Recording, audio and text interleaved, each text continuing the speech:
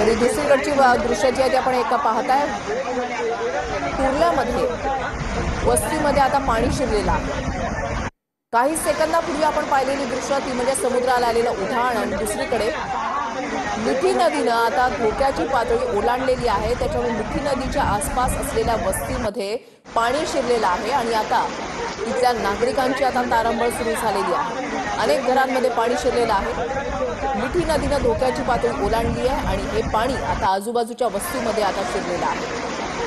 मुंबई शहर आणि उपनगरामध्ये धो पाऊस कोसळतोय। ठिकठिकाणी पाणी साचलेलं आहे। वस्त्यांमध्ये पाणी जे आहे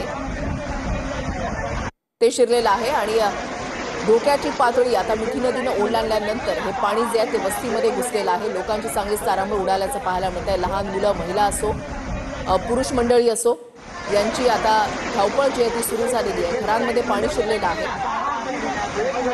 वस्तीमध्ये पाणी शिरलेलं आहे।